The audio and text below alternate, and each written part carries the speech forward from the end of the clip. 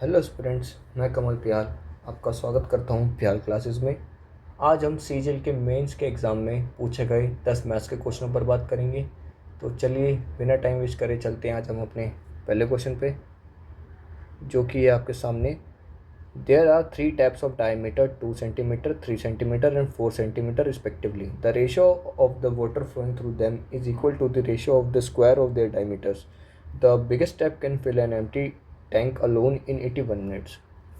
तो समझते हैं क्वेश्चन आपसे क्या कहना चाहता है। ये कहना चाहता है कि 3 नल है जिनका diameter 2 centimetre 3 centimetre and 4 centimetre है, और जो उनका टैंक को भरने का रेट है वो उनके स्क्वायर के इक्वल है। यानी कि 2 का स्क्वायर 4 सेंटीमीटर, 3 का स्क्वायर 9 सेंटीमीटर एंड 4 का स्क्वायर 16 सेंटीमीटर। और जो कि सबसे बड़ा टैप है यानी कि 4 सेंटीमीटर, जिसका फ्लोइंग रेट 16 सेंटीमीटर है, वो उस टैंक को 81 मिनट्स में भरता है। यानी कि अगर ये अकेला काम करेगा तो 81 मिनट्स में पूरा टैंक भर देगा। यानी कि इसकी एफिशिएंसी, ये जो तीनों हैं इनकी एफिशिएंसी है, इसकी एफिशिएंसी को अगर टोटल टाइम से मल्टीप्लाई कर देंगे तो टोटल कैपेसिटी आ जाएगी। इसको मल्टीप्लाई करने का एक आसान तरीका होता है, आप इन दोनों को स्प्लिट कर लो, 10 इंटू 6 कर लो और फिर 81। यानी कि 10 को पहले 81 से मल्टीप्लाई करो 810, एंड 6 को 81 से करेंगे तो आएगा 486। अब इनको प्लस कर लीजिए, 6 9 12, यानी कि टैंक की टोटल कैपेसिटी है 1296। अब वो कहता है इन तीनों टैप्स को एक साथ खोल दिया जाता है। यानी कि अगर हम किन्हीं 3 मज़दूरों से एक काम करवाएंगे तो तीनों काम करेंगे तो जल्दी हो जाएगा, यानी कि उनकी एफिशिएंसी जुड़ जाती है। ऐसे ही टैप की एफिशिएंसी भी यहाँ पर जुड़ जाएगी, और इनकी एफिशिएंसी क्या है 4 9 और 16, इसका टोटल आता है 29। अगर हम टोटल कैपेसिटी को टोटल एफिशिएंसी से डिवाइड कर दें तो टोटल टाइम आ जाएगा। ये एक सिंपल सा लॉजिक है। तो अगर हम इसको डिवाइड करेंगे तो ये जाएगा 4 पर, 416 आता है, 29 इंटू 4। तो पहले कट करते हैं 4 पर, यानी कि 416, और 129 में से 116 जाएगा तो 136 बचेगा। 136 को फिर 4 से करेंगे तो 116, एंड 116 में से 116 माइनस करेंगे 136 में तो 20 बचेगा, यानी कि 420/29। ये आपका आंसर है 44 होल 20/29। यही इस क्वेश्चन को करने का सबसे सिंपलेस्ट और सबसे शॉर्टेस्ट तरीका है जिसको आप एग्ज़ाम में कर सकते हैं। चलिए पढ़ते हैं आज के अगले क्वेश्चन पर, और ये क्वेश्चन आपके सामने है। 2 numbers are respectively 10% and 20% more than the third number. The ratio of the 2 numbers is।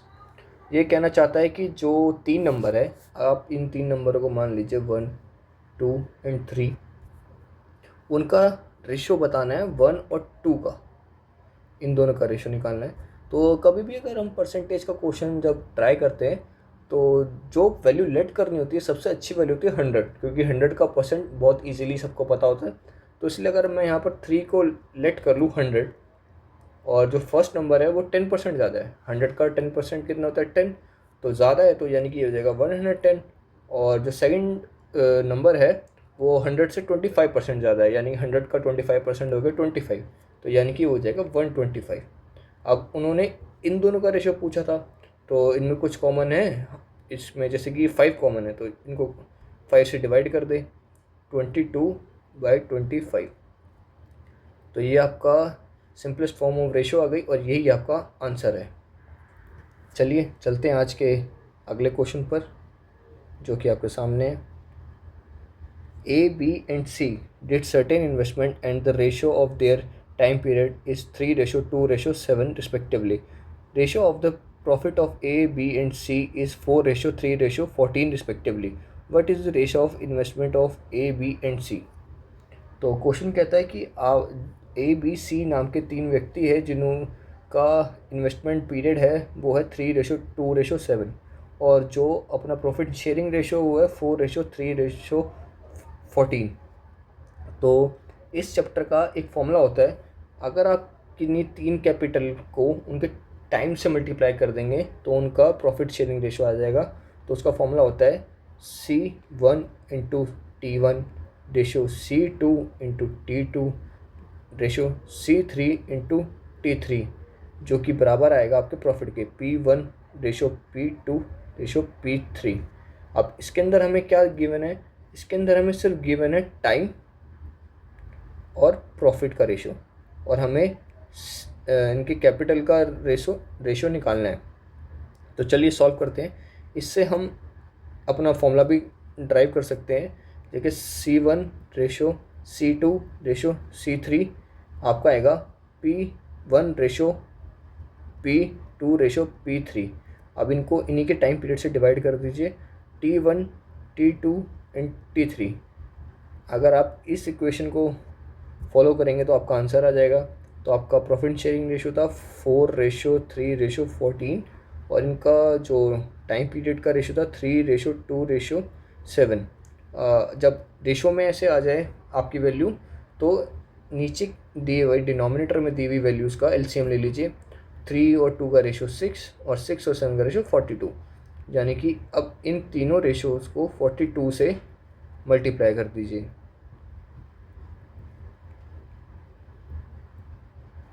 अगर जैसे 3 से अगर हम इसको काटेंगे तो ये जाएगा 14 पर, 2 से काटेंगे तो 21 पर, और 7 से काटेंगे तो 6 पर।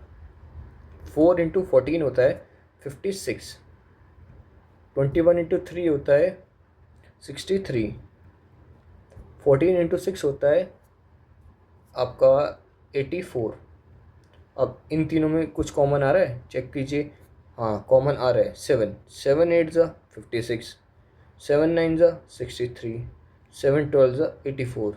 यही इसका सिंपलेस्ट फॉर्म ऑफ रेशो है, और यही इसका आंसर है।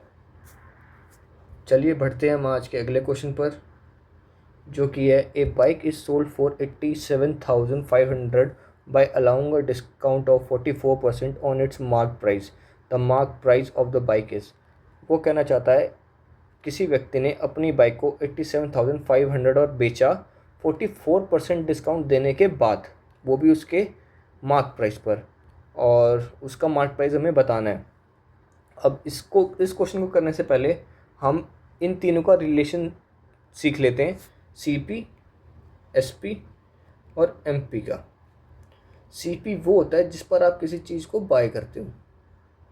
SP वो होता है जिस वैल्यू पर आप उस चीज़ को बेचते हो, यानी कि सेल करते हो। और MP होता है विलिंग टू सेल, यानी कि जिस प्राइस पर आप उसको बेचना चाहते हो। आप इस क्वेश्चन में देख रहे होंगे कि CP से हमें कोई रिलेशन नहीं निकालना, तो CP हमारे काम का नहीं है। इसमें हमें सिर्फ दो चीज़ों से डील करना पड़ेगा, SP और MP।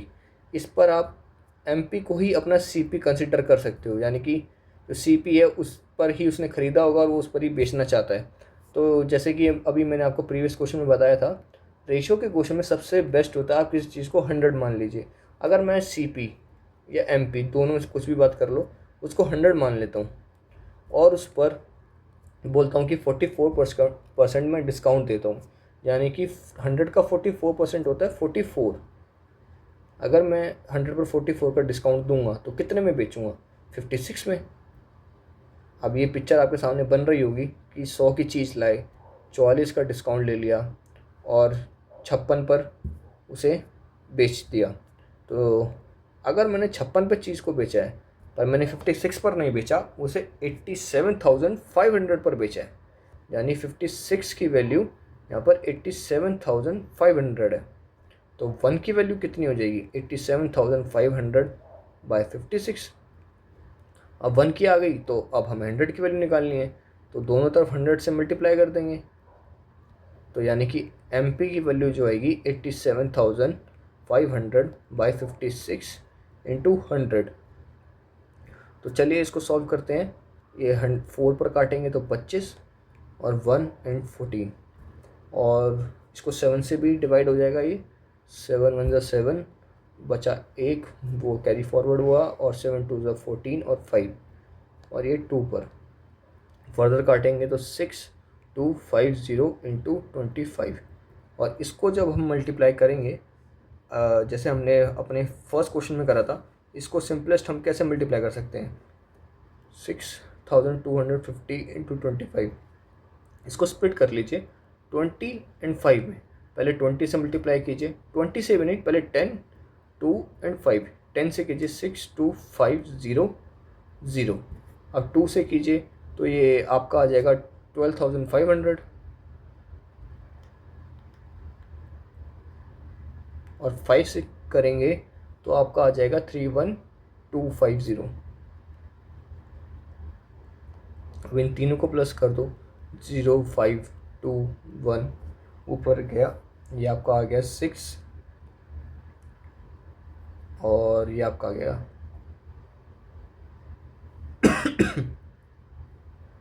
शायद मुझसे कुछ गलती हुई है, एक बार दोबारा चेक करेंगे हम इसको।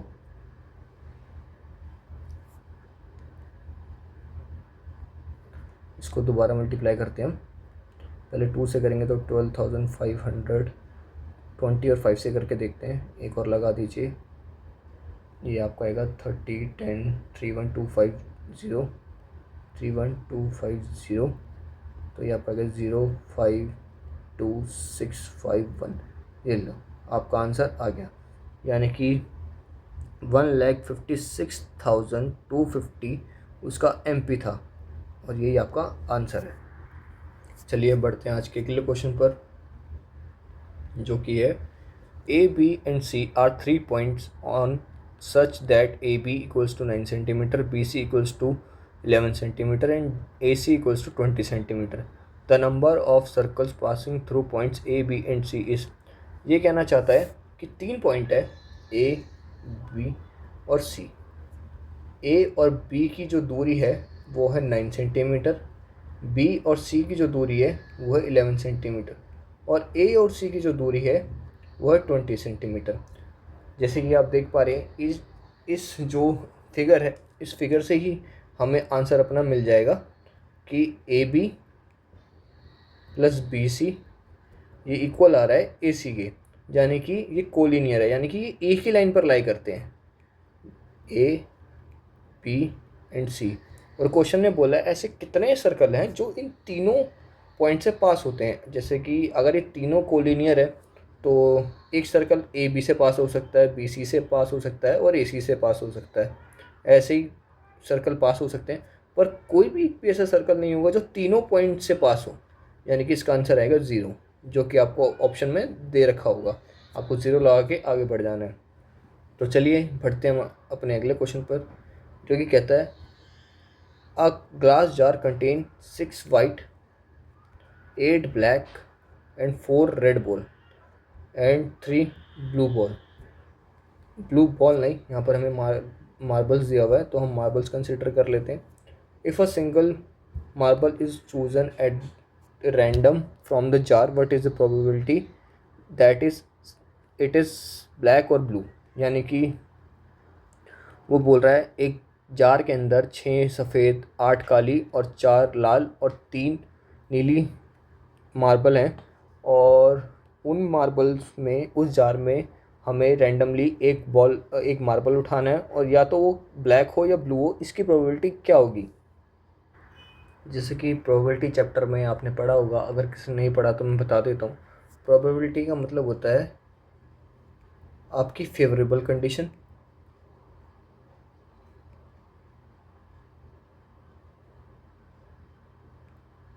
और अपॉन आपकी गिवन कंडीशन।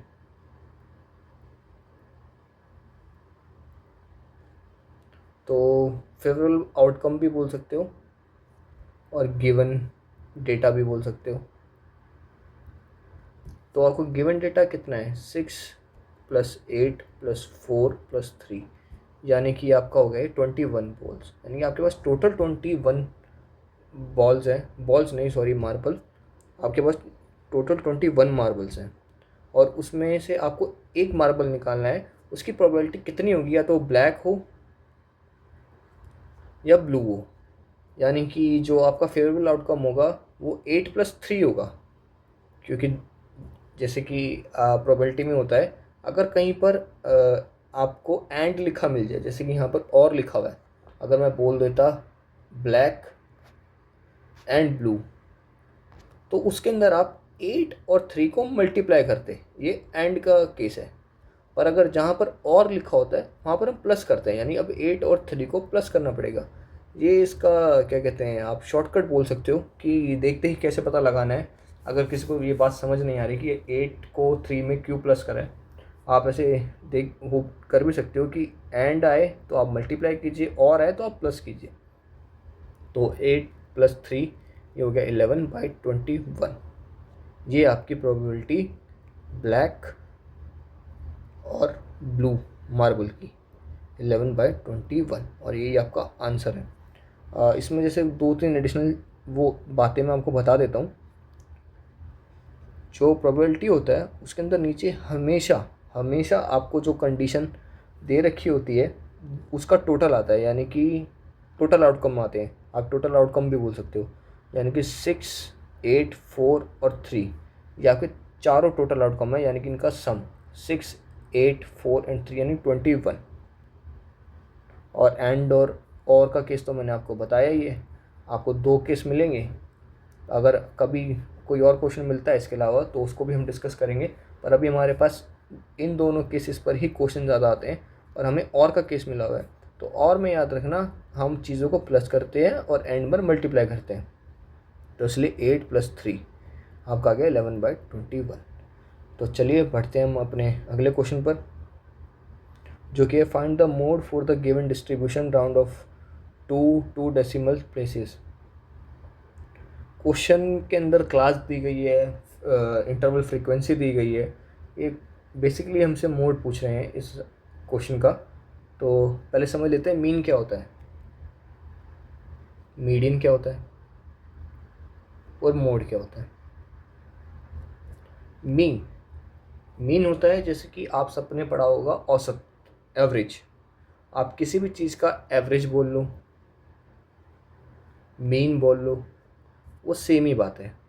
और मीडियन होता है, मीडियन जैसे कि मीडियम, मीडियम यानी कि मिडल, और मीडियन आप ऐसे याद कर सकते हैं, मिडल और मीडियन यानी कि जो भी चीज़ बीच पर लाई करती है उसे मीडियन बोला जाता है। और मोड को बोला जाता है जो बार बार रिपीट होता है, जो फ्रीक्वेंसी में बार बार रिपीट होता है, उसे हम मोड बोलते हैं। कई बार ऑप्शन ऐसे दे देता है कि आप इन तीनों को बिना देखे ही बता सकते हैं। जैसे मोड तो आप बहुत लोग बिना देखे बता सकते हैं ऑप्शन के हिसाब से, अगर ऑप्शन बहुत दूर दूर है। अगर ऑप्शन बहुत पास है तो उसके फॉर्मूला होते हैं। जैसे कि हम बात करें तो जो मीन का फॉर्मूला होता है वो होता है total number of frequency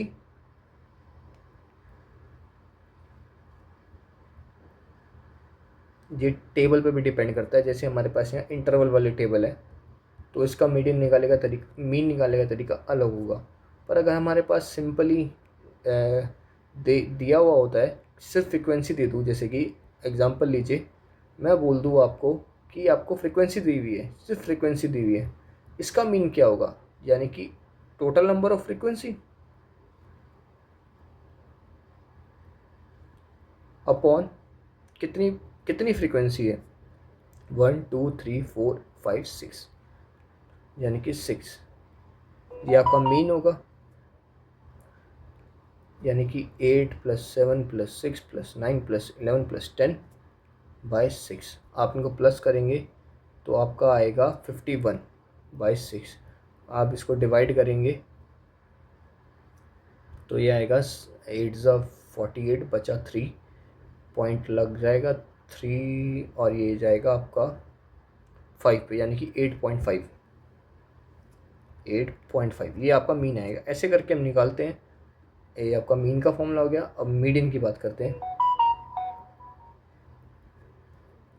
median का फॉर्मूला होता है आपका L1/n/2 - CF/F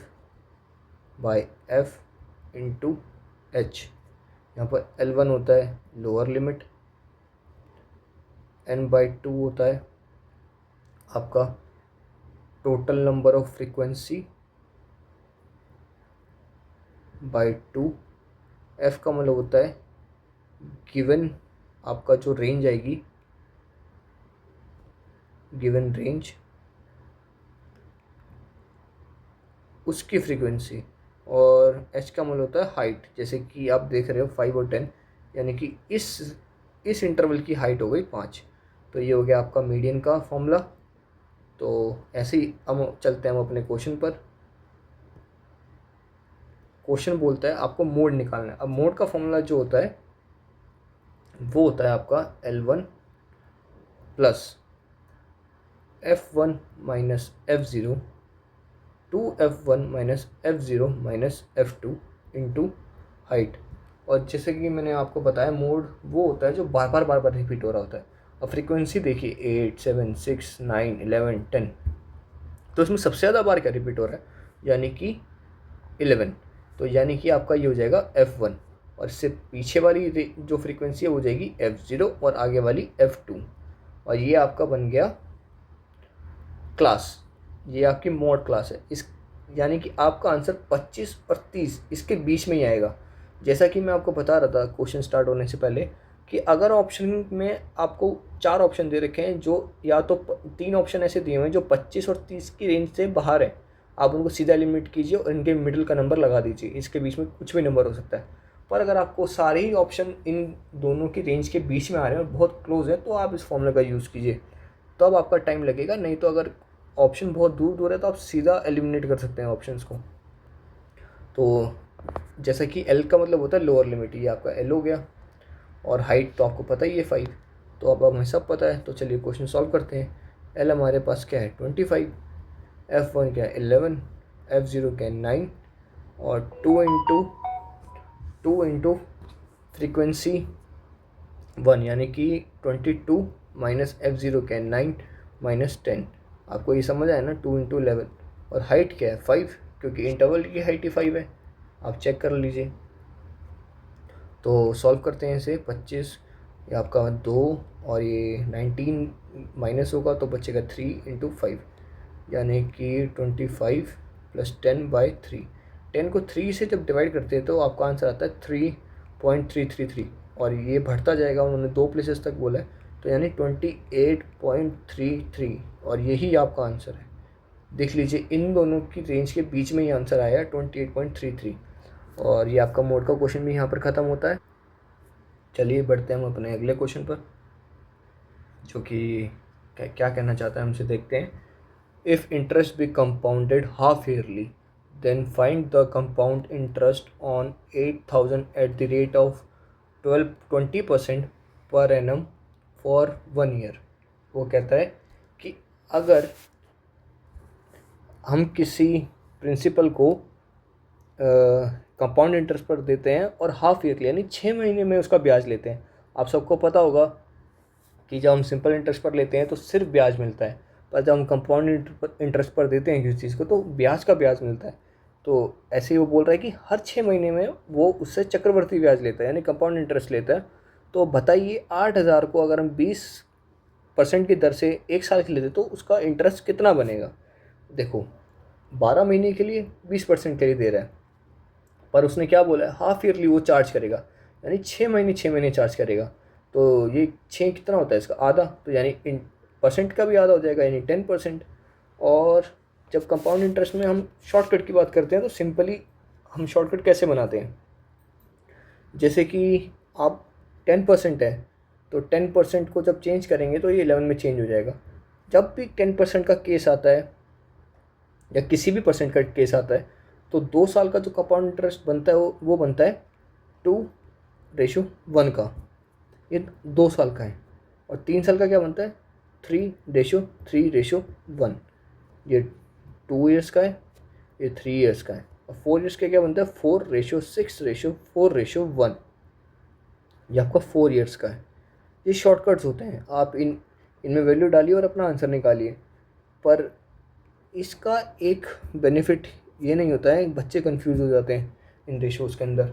अब जैसे कि यहाँ पर 1 ईयर फॉर 1 ईयर दे रखा है, अब बच्चे को क्या पता हो, तो वो सोचेगा कि भाई 1 साल के लिए दिया है, पर उसने हाफ ईयरली भी तो दिया है, यानी कि वो साल में 2 बार ब्याज देगा, यानी हमें 2 साल जैसा ट्रीट करना पड़ेगा, यानी कि हम इस फॉर्मूले से उसको लगाएंगे। तो जैसे कि इसमें आपको वैल्यू कैसे पुट करनी होती है मैं आपको बता देता हूँ। 8,000 का 10% क्या होगा, ये होगा 800, तो आप यहाँ 800 लिखिए। अब 800 का जैसे कि कंपाउंड इंटरेस्ट पे इंटरेस्ट लेता है, ऐसे ही इस फॉर्मूले में आप इंटरेस्ट पे इंटरेस्ट लीजिए, 10% निकालिए 80। तो अब सिंपल है, इस रेशियो को इससे मल्टीप्लाई कीजिए, इसको इससे मल्टीप्लाई कीजिए, यानी 1600 और 80। अब इन दोनों को प्लस कर दीजिए, 1680 ये आपका इंटरेस्ट पे होगा और यही आपका आंसर होगा। अगर किसी को ये जो चीज़ है वो नहीं समझ में आती तो उसको सिंपली हम कैसे समझाते हैं कि 8000 का वो आपने पहले 10% के लिए 20% के लिए दिया था 1 साल के लिए, पर आप 1 साल में 2 बार ले रहे हो तो आप 10% से लेंगे 2 बार, तो 10%। सिंपली अगर कोई भी नंबर दे रखा है, जैसे आपको मैं मान लेता हूँ 965432 1, ये आपको नंबर दिया हुआ, इसका 10% मैं बोल देता हूँ। सिंपली जो लास्ट वाली डिजिट है ना, उसके बाद आप पॉइंट लगा दीजिए, यही इसका 10% है। आप यहाँ पॉइंट लगा दीजिए, ये इसका 10% है। अगर यहाँ पर 0 होता तो पॉइंट लगाते तो 0 कट जाता। ऐसे यहाँ अगर 8000 का आप 10% निकालें, 0 हटा दीजिए, 800 सिंपली, तो ये आपका पहला आपको इंटरेस्ट मिलेगा। फिर 6 महीने बाद वो दोबारा आएगा, पहले वो जून में आएगा, फिर आपको दिसंबर में आएगा, क्योंकि जनवरी के बाद 6 महीना जून का आता है, फिर दिसंबर का आता है।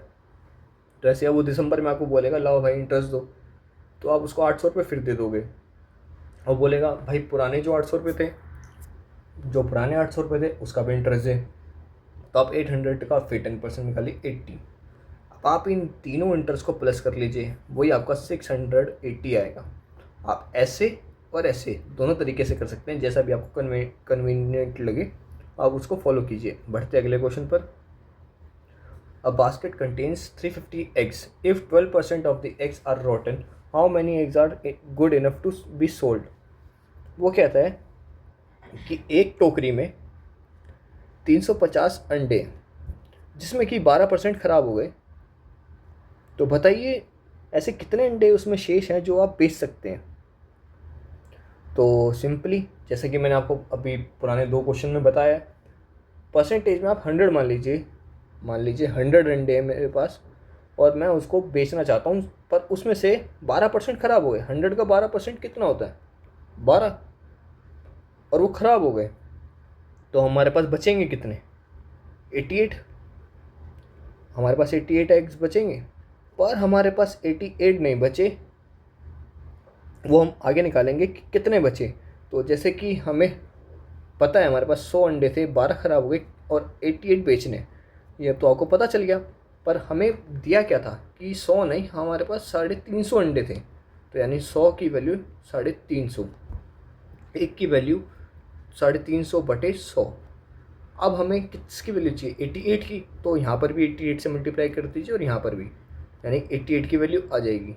चलो काटते हैं इसको, 0 से 0 गया, 5 से 7 गया, और ये 2, और ये 44, और इन दोनों को मल्टीप्लाई करोगे तो आप आएगा 308, यानी 308 अंडे ऐसे हैं जिन्हें आप अभी भी बेच सकते हैं, और यही आपका आंसर है। चलिए बढ़ते हैं आज के हम अपने लास्ट क्वेश्चन पर। एक सेकेंड, जरा इसकी फिगर बिगड़ गई है, मैं इसकी फिगर ठीक कर देता हूँ। अब आप बोलेंगे कि सिर्फ इस क्वेश्चन के अंदर हमें ऑप्शन क्यों रखे हुए हैं? तो जैसे कि मैं सजेस्ट करता हूँ किसी को भी, एग्ज़ाम के अंदर आप ऑप्शन को ज़्यादा फोकस करिए। अगर आपको कोई भी क्वेश्चन लगता है कि मुझसे नहीं हो पाएगा, तो आप उसको ऑप्शन से एलिमिनेट करने के लिए ज़्यादा सोचिए, तो आपका टाइम भी बचेगा और आपका आंसर भी आएगा। तो इसलिए अगर इसको हम टिपिकल मेथड से करेंगे तो बहुत लंबा पड़ेगा, एक्स मान कर करना पड़ेगा। सिंपली हम ऑप्शन से भी जा सकते हैं, और या फिर एक तरीका होता है, वो मैं आपको भी सिखाता हूँ कैसे करना है। वो कहता है एक सर्कल है जो कि क्वाड्रिलेटरल की चारों साइड्स को टच करता है। यानी कि पहले आप एक क्वाड्रिलेटरल बना लीजिए। क्वाड्रिलेटरल कैसा भी हो सकता है, हम सिंपली एक स्क्वायर बना लेते हैं, वो भी क्वाड्रिलेटरल ही होता है, और एक सर्कल बना लेते हैं। अब वो बोल रहा है कि ये इसकी सारी साइड्स को टच करता है, तो एक बार मैं इसको ज़रा एडजस्ट कर लूँ। ये देखिए, अब ये इसकी सारी साइड्स को टच कर रहा है। चलो इसको दोबारा थोड़ा बड़ा कर देते हैं। हाँ, अब ये कर रहा है।